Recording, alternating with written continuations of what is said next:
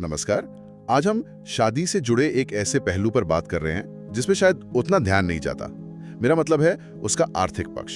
बिल्कुल। हमारे पास जो स्रोत हैं वो एक बड़ा सवाल खड़ा करते हैं।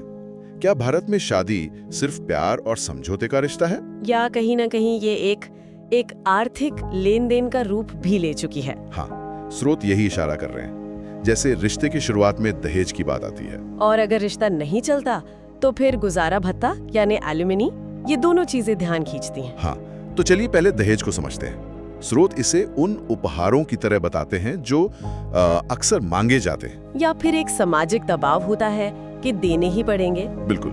कहने को तो ये उम्मीदें होती हैं, भाई कार चाहिए, घर का सामान, या फिर सीधी सीधी मोटी रकम, पर असल में ये मांग बन जाती है। और विडंबना देखिए, कानून क्या कहता है।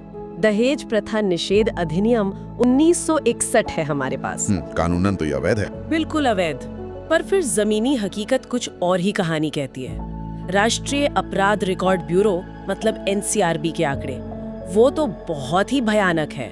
क्या कहते हैं आंकड़े? स्रोत बताते हैं कि भारत में लगभग हर घंटे एक महिला की मौत दहेज के कारण होती है। हर घंटे? ये तो बहुत ही चौंकाने वाला आंकड़ा है। मतलब कानून है पर उसका असर उतना नहीं दिख रहा जितना दिखना चाहिए, और इसी से जुड़ा है वो सामाजिक दबाव। स्रोत इसका जिक्र करते हैं। हाँ, वो लोग क्या कहेंगे वाला डर। वही, कैसे पिताओं पर बोझ आ जाता है, अपनी संपत्ति बेच देते हैं, कर्ज ले लेते हैं, बस बेटी की शादी ठीक से हो जाए। ये दबाव बहुत बहुत असली है। सही कहा। अच्छा, तो ये तो हुआ दहेज का पहलू। अब सिक्के की दूसरी तरफ आते हैं, गुजारा भत्ता यानी एलिमनी। हाँ, एलिमनी।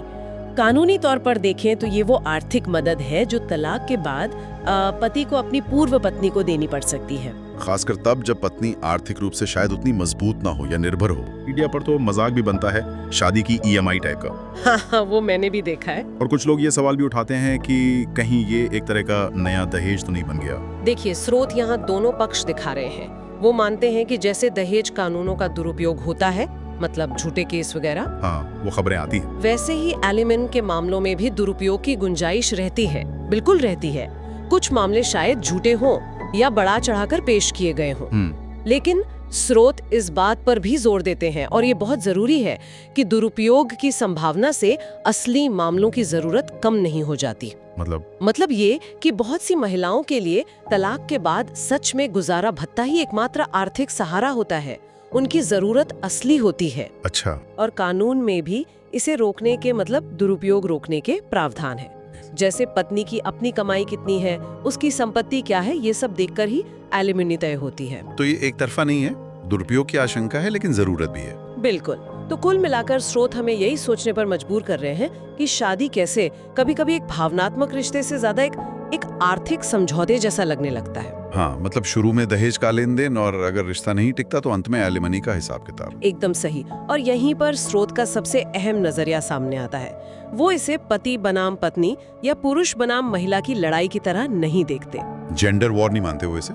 नहीं, वो इसे व्यवस्था की हार कह रहे हैं। सिस्टम की हार? सिस्टम की हार। कैसे? ऐसे कि देखिए, एक तरफ दहेज जैसी सामाजिक बुराई है, कानून होने के बाद भी जारी है, उसका पालन ठीक से नहीं हो रहा। ठीक है। और दूसरी तरफ एलिमनी जैसी कानूनी जरूरत है, लेकिन उस पर सवाल उठ रहे हैं, उसका मजाक बन रहा है और उसका दुरुपयोग भी हो रहा है। तो ये क्या दिखाता है? यही कि हमारी सामाजिक सोच में भी कमी है और कानूनी व्यवस्था के अमल में भी। ये समाज और सिस्टम दोनों की विफलता है। ये वाकई एक बहुत गहरी बात है। ये किसी एक पक्ष की गलती नहीं बल्कि पूरे सिस्टम की, पूरी व्यवस्था की नाकामी की तरफ इशारा है। बिल्कुल। तो ये विश्लेषण हमें एक अहम सवाल के साथ छोड़ जाता है। एक सवाल जिस पे शायद हम सभी को सोचना चाहिए। हाँ। कि आखिर ऐसा क्यों हो रहा है कि शादी जैसे इतने निजी, इतने भावनात्मक रिश्ते आर्थिक लेन देन के बोझ तले दबते जा रहे हैं, और हम एक समाज के तौर पर इस व्यवस्था की कमियों को कैसे सुधार सकते हैं? कैसे ये सुनिश्चित करें कि रिश्तों का जो असली मतलब है, प्यार, सम्मान, साथ, वो बना रहे?